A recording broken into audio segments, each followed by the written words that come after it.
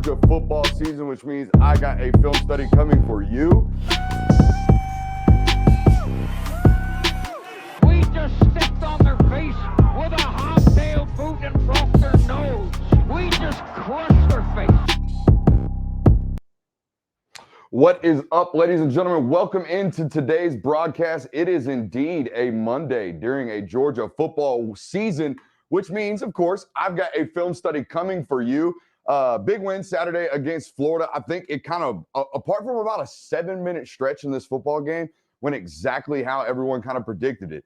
The 22.5, the hook, of course, in Vegas, got pretty much everybody that bet on this game. I think that line is where it settled at 22.5. So there you go. Vegas always one step and one bit better than you every time you go to try to gamble it. But no, this game kind of shook out again. Apart from that 7-minute stretch, 8-minute stretch, exactly how we kind of thought it would. 20-83 lead going into the halftime. Festivities down there in Jacksonville.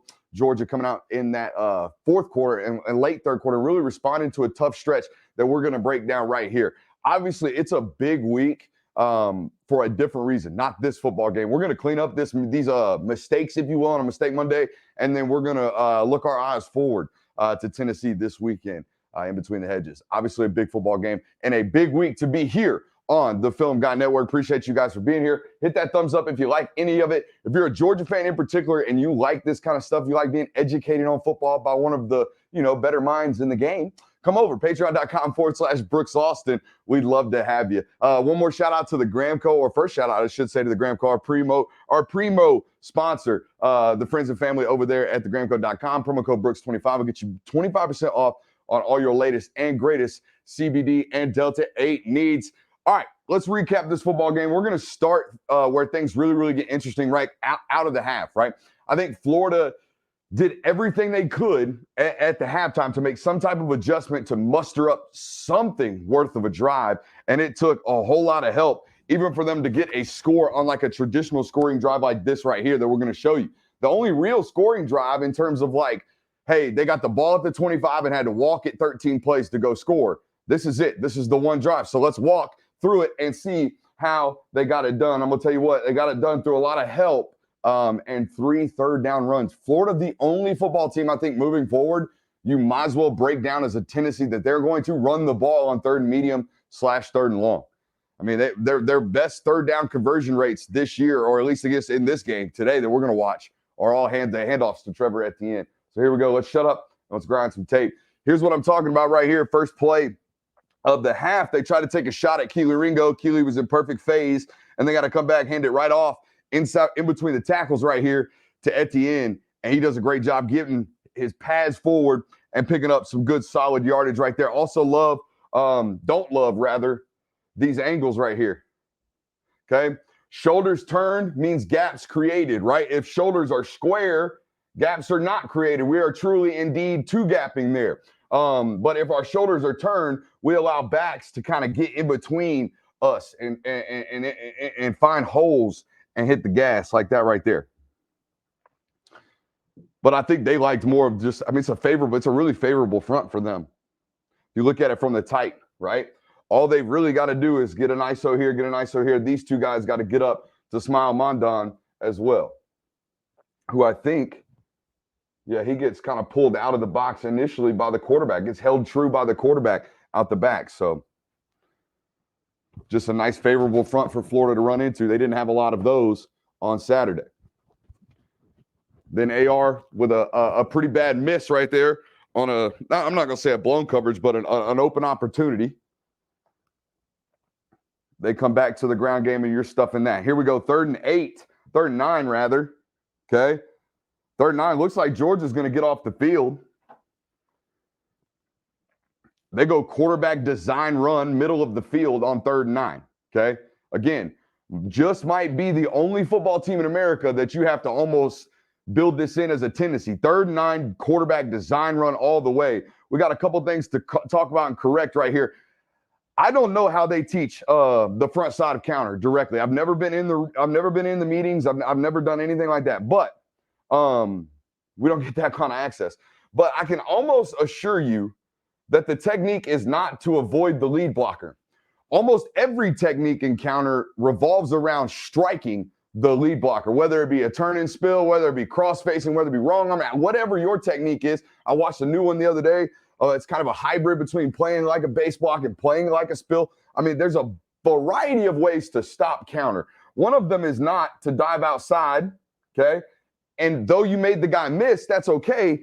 They're just cutting it back up inside, and it makes that angle on you really, really hard to get that big 6'5" quarterback down on the ground. Okay, Bear Alexander getting taken for a ride as well. Just goes to show you how big Anthony Richardson truly is. See what I'm talking about?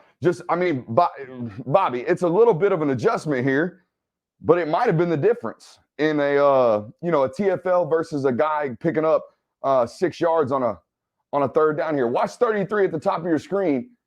I don't necessarily love that, okay?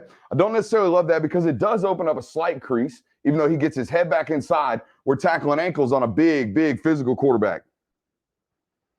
Who knows? Maybe it's something that they teach. I've seen Nolan Smith collision that at the front of the attack. I've seen Azeez Ojulari collision that at the attack. And those are the only kind of examples that I have at the jack position as of late at the University of Georgia. So it's just something to note now that we know, especially this weekend with Nolan Smith being questionable, most likely out.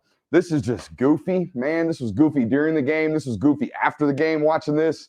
I don't understand what happened. Simply put, I think Bear Alexander just thought he didn't hear a whistle, one or the other, right? I don't think it's like a dirty play or anything. I was watching going back.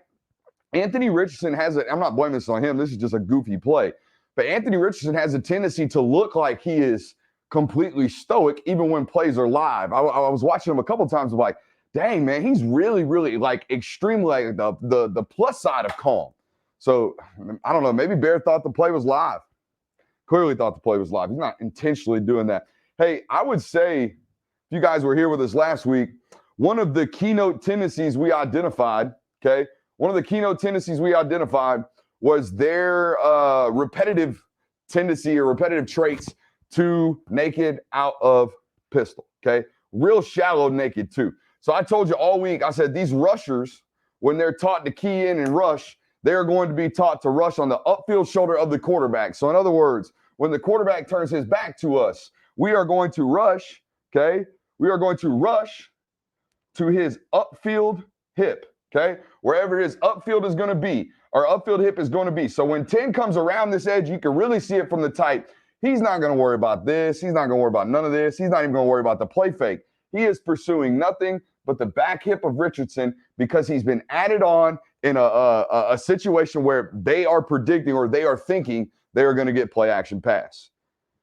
Florida, by my research, and they have the exact splits of this, but Florida, by my research, watching them against LSU, they wanted to take shots on first down and had a more tendency, particularly in this football game, to run the ball inversely on third and long, right? So kind of trying to break the mold. But when your tendency is to repeat what you're doing every time on first down, if you repeat constantly taking shots on first down, if you repeat running the football on third medium, eventually good football teams are going to get you. I think that's an example of that right there.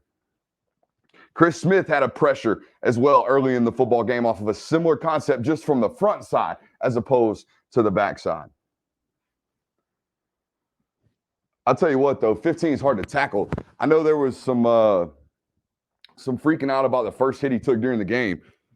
This dude don't look hurt to me. If that football player's hurt, I don't know what healthy ones look like. I mean, he's out here shucking off everybody. Watch this. Especially if we're talking about like a right knee. Don't look like he's struggling to me. Javon Ballard playing like his hair's on fire, as per the usual. Multiple blown coverages on this play. It looks to me like Keely Ringo gets caught up in the trash coming this way and kind of bumps two off of his covering vertical with the linebacker. Okay, I believe that's actually, they got two tight ends over here. I think they're just running flood, if I remember correctly. And then checking the back out here, which means, not the back, I'm an idiot. They're checking three out right here off the play action with the back, which means, excuse me, you have to clear all this trash and get over there as number 2 is flipping and carrying vertical with this guy, and 24 is flipping and carrying vertical with this guy who runs right by him because he's caught up in the play action fake. All a lot going on right here. Whole bunch going on right here. They're running flood, like I told you. And there is a busted coverage. Richardson throws this one 6 yards out of bounds. Here's a good look at it. Watch this. I don't know what happens. I don't know what the rules are. But someone's got to carry vertical with that guy, and someone has to get the back in the flat. All right. And 2 and 5 clearly get it confused and ended up bumping into each other. Okay. But it doesn't matter, at least in the grand scheme of things, because Richardson can't put it on his guy. So that's on the mistake reel for sure. I'm sure they're talking about that one today or yesterday in meetings. But here's the thing. I mean, if you're going to score, at least this football team, if you're going to score against Georgia, Florida, they had to do it like this, man. Georgia made it so hard. Watch these down linemen, okay? These down linemen are going to do such a good job occupying their blocks, Nazir and Zion right here, that these 2 linebackers are running completely free, and they're going to meet that running back right there in the line of scrimmage or at the line of scrimmage with physical play, okay? They're going to make it really, really hard and not really give up. They haven't really given up a bunch of explosives this year, a lot more than usual, okay? Don't get me wrong. Kent State comes to mind.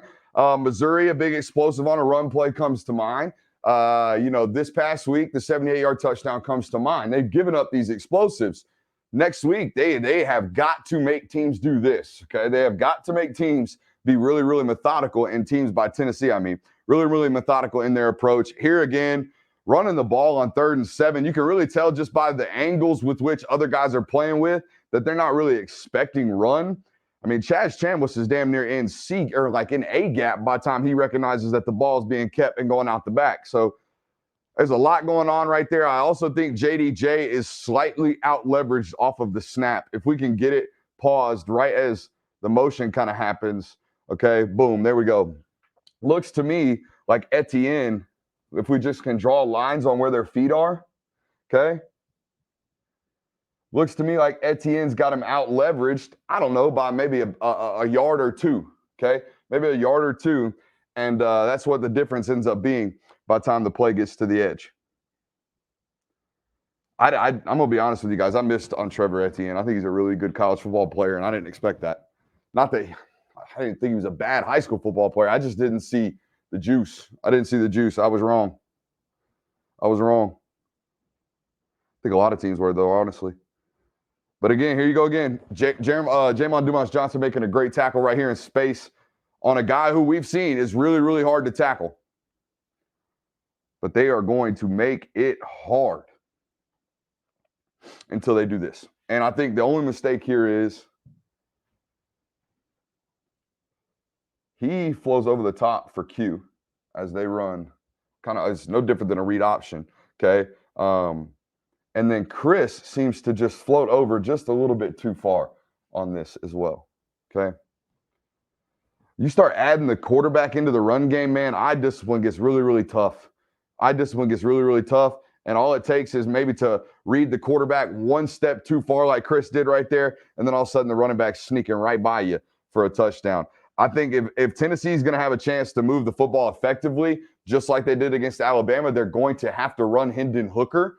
So eye discipline in the run game is going to have to be really, really vital, particularly when we've been talking about on this platform playing with a light box. So we'll talk about that a little bit later in the week, but that's what it's going to require. All right, so Florida just not walks it down, but methodically gets it down the field and scores a touchdown, the first true touchdown of the football game, and honestly, the only real true touchdown of the football game for them.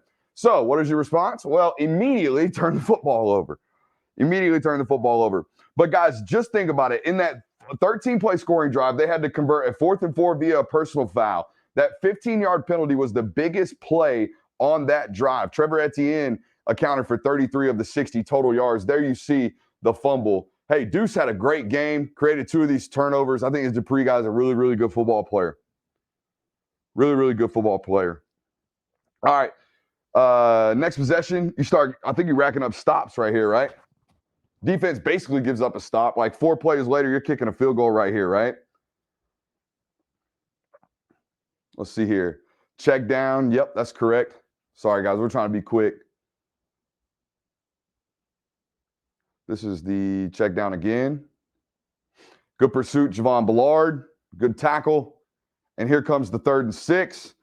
They go back to the ground game on 3rd and 6 and convert. And then 3 plays later, they're kicking a field goal. Okay. Let's go to this next play right here. I love this play by Bobby Beal. Guys, we're trying to show you what the guys that are going to need to step up, right? It's this dude, obviously. It's 33. It's 13's going to have to play a little Jack, I would imagine, right? It's Chaz Chambliss. It's Tyrion Ingram-Dawkins. It's all these dudes. Jalen Carter might have to sub in, play some true Jack on Saturday. You never know what the adjustment's going to be when you are expecting your starter to be gone, okay? So seeing this from 33, in my opinion, is, a good sign. Okay, attacking the double team, splitting the double team, keeping your outside arm free, pursuing, stretching, boom, turn the play back inside to your teammates, 96 and 78, let them clean it up. That's like textbook. Hey, can you stop wide stretch zone against our face? If someone tries to capture your edge, okay, if they literally go quarterback zone, quarterback stretch, okay, to your face, can you keep your outside arm free long enough to turn that thing back into your teammates? 33, that's a hell of a job. 29, that's a hell of a job, okay? Guys coming down, playing good, sound, fundamental defense, which is the definition of turn it back in. Turn it back into your team. Great job right there, 33, 29. Even like the effort from 3 out in space. Absolute zero chance he saw Keely Ringo on this play. This should have been a pick. Could have been a pick. I shouldn't say should have been a pick. It's a great play by 5. It's a great play by 5. There's no chance. No chance. All he was doing, we saw the replay right there. I don't know why I'm rewinding it. All he's doing is just bailing kind of on this read right here, 2nd and goal from the 11, or 2nd and 10 from the 11, right? If they want to throw this ball, we're going to rally to the football and we're going to tackle, okay? What we're not going to do is shrink space down in here because we think this is a threat and then allow this double move into our soft zone coverage, right? That's not what we want to allow. We want to push vertically with whatever's there, and then once they check it down, rally to the ball and tackle, just like you're supposed to do, or just like we expect you to do, which is tackle in space. So great job there by 5, getting back into the play and getting his hand on the ball. Absolute zero chance. Here we go, 3rd and 8 again. I'm telling you, the only football team in America are going to be run-based tendencies on 3rd and medium. And you see Georgia figured that crap out. Look at what they're doing to the box. Look at the pad level and just the ferocity with which these guys are coming off the football right here on 3rd and 8. Boom, low pad level. Okay, guys getting upfield with good square shoulders and just wreaking havoc. Also, 29. Hell yeah, son. Hell yeah, Chris Smith walking into the box, playing basically like a Willie. Come on, 29. Whew. I love this. I'm telling you, I don't think there is a player on this defense whose draft stock has elevated more than Chris Smith.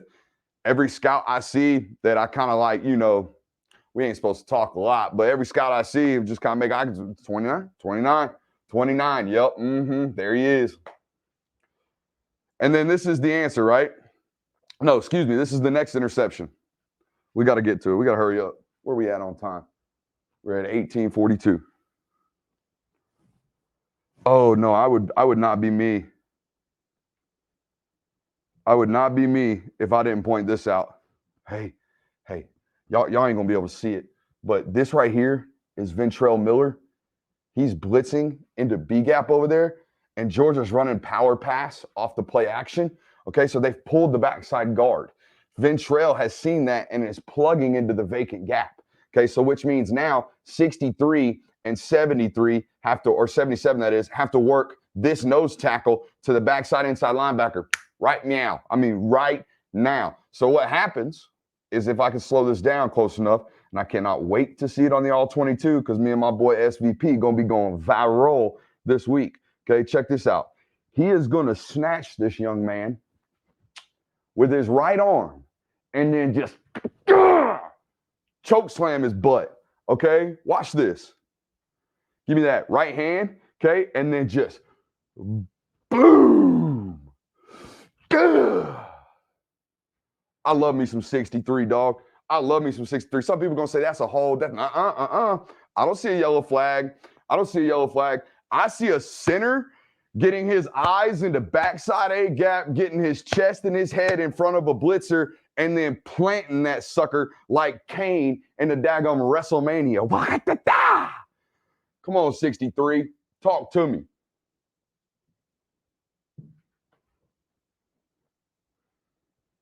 Sorry, mama. That's not a hold. I don't care. I don't care. Okay, that's violence is what that is.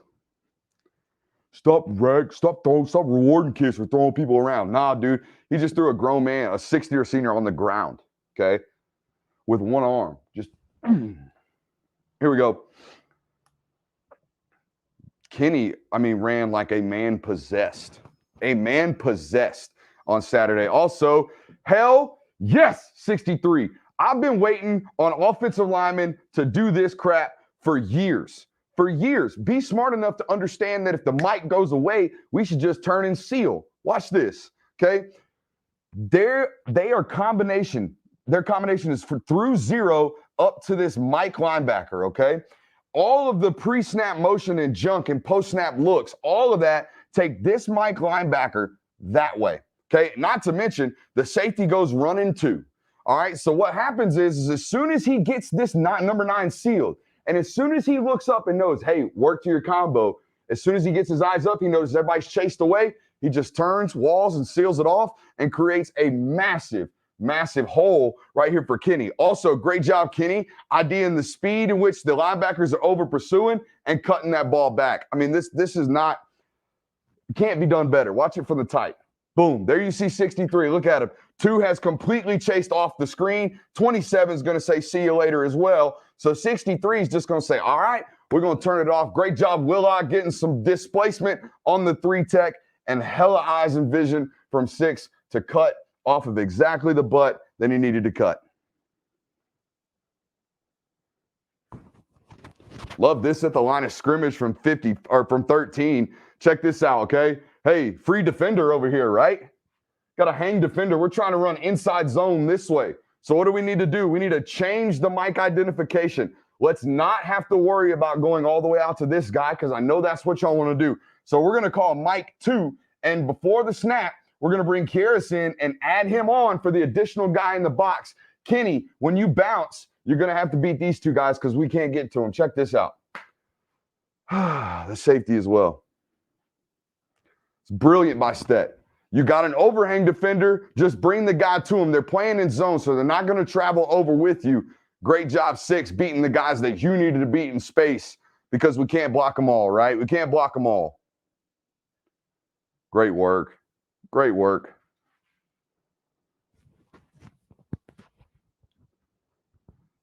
And then, you get a good look at it here. Some not so brilliant, right? Gets you in the right play call. And then a couple plays later, throws the pick. Here it is. He said after the game that he noticed number 2 had slipped him. Okay, I'm telling you, Dupree had a damn game and a half. Okay, what's he mean by slipped him? Dejon's going to get on top.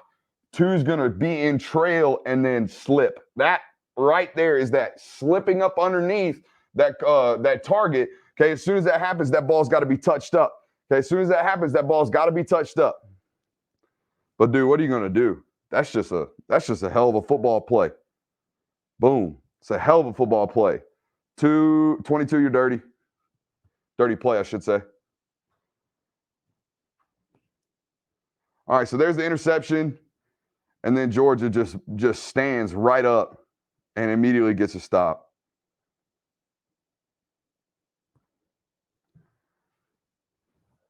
Right? Yeah. All right, we're going to 70. Oh, no. Sorry. Correct me. 3rd and 6 after the interception. This is the big touchdown. All right, so here's what's going to happen. Post-snap, you're already kind of seeing it. He's bailing to his half. He's going to bail to his half. He's now a robber player in the middle, and they're running cover 2. Okay? That's cover 2 post-snap, which means Malachi Starks has no help over the field or over the top of the field. So he's got to be deeper than the deepest is the rule as a cover 2 safety. Deeper than the deepest. So when he gets this little out and up, all right, And this go ball from number one, he's got to be on top of it. You can really see it from the replay. Guys, it's a guy who leads your team in interceptions trying to make a play on the ball and just couldn't quite come up with it. Watch post-snap. You'll see the rotation. There they go. Okay, you'll see Kamari sit down. Boom. There you see Kamari sit down on what is ultimately going to be an out route, indication of the actual cover two, like your head coach said after the game. This is what they call a cover two hole throw. You either have to make this interception or it's 6. Okay, it's either picked or it's 6, and it ends up being 6. Me personally, maybe I don't want to see that when it's 3rd and 7 or 3rd and 6 in a 2-score game. Maybe I want to see that when we're up 3 scores. But as a defensive-minded football coach, as someone who would, be coaching a superstar like Malachi Starks in that situation, dude, I'm not telling that guy to back off his instincts, to stop trying to turn teams over, to gear down or not trust what his eyes are telling him. No. That's why that guy's as great as he is. Just let him try to find the football and impact it. Sometimes, more times than not, he's going to make the play. Sometimes he's going to fail to make the play. That time it just happened, right? I mean, just Jesus, 6. 6 was running like an absolute insane person. An absolute insane person on Saturday afternoon. Here's the replay of it. I love Marcus Orsimi-Jacksaint's effort in the run game. I would keep the guy on the field no matter what, just because of that. I would. He blocks his ass off in the run. Also love the effort from the big guys finishing, right? Always running downfield. That's what I think. I want to know how much they harp on it, how they reward it, because it's not normal. It's not normal to see that many guys running that hard down the field. Now, this, ladies and gentlemen, this is the best throw I think I've ever seen Stetson Bennett make. Second best throw. The throw in 2020 where he rolled out against Big Cat Bryant against Auburn and flicked the ball to a deep out to Karis Jackson. That was stupid. This is just as silly. They're running a dig, the same kind of dig concept they always run right here to Marcus Orsimi-Jacksaint to the sticks. The only problem is Stetson kind of gets pushed this way, so your quarterback's rolling this way, and the target's rolling this way, and this ball gets put on an absolute spot, like the one spot, low and away from the defensive back in Kimber, who is absolutely strapped on this. The corner is all over it, guys. Look where this ball is. We can't see it because it's blurry, but we get an end zone cut of it here in a second, and I'm telling you, I don't know if I've seen 13 throw a better ball. Guys, that's, again, rolling to his left, getting his feet back up underneath him in a 1-score game, 2nd and 12, just had a TFL on first down to put you behind the sticks, and boom, we throw that ball. It's a great ball, 13. It's a great ball. Then, of course, back to the truck sweep. I love watching them kind of revert back to their game plan against Oregon. I'm not going to say they did exactly what they did in times against Oregon, but, some of their best run plays on Saturday were what? Jet sweeps, were truck sweeps. Didn't run a whole bunch of counter, honestly. They actually handed jets off. They got in 12 personnel under center and worked jet sweep concepts all day long. I mean, that's what the game plan looked like. Wasn't a lot of 2x2 out of shotgun like you've seen the last couple weeks. I love watching offensive coordinators kind of not necessarily mold their identity week in and week out, but that they had a plan, right? They just didn't show up and say, well, we're going to do what we do. No, that's not what it was. It's not what it ever is with these guys. I'd say they figured something out just on the surface in the second half. And what do I mean by that? Surfaces, as I call them, are center over. Okay, if you were to draw a midline on this defense, look at this. We got a guy playing a right-oriented shade, okay? 2, 3, 4 down linemen, okay? On a 1, 2, 3-man surface. How about this over here? We got a 1, 2, 3, 4, 5-man surface, okay? And then, like I said, we're going to work the jet sweep action off of it. Okay, so as soon as we do this, what do we know? Well, maybe we might pull another linebacker. Now, our surface looks damn good. It looked really, really good before we started messing with motion. Now we pull motion, we might pull another body, or better, maybe we pull safeties, and now that safety that we got to beat at the middle of the field doesn't reach us until there as opposed to there. All of these things go into success rates as an offense, okay? All of these things go into it. So You don't always have to have great blocks. Devin Willock is getting beat at the line of scrimmage by his defensive lineman. That's okay, because we had just an extra body in Darnell, so we were crossing him across the formation anyways. So as soon as he gets there, he's going to pick him up, and then look at this. All we got to do is get that tackle on that linebacker, and boom, we're one-on-one with the safety. Football can be simple as counting numbers, but you've got to be able to see that.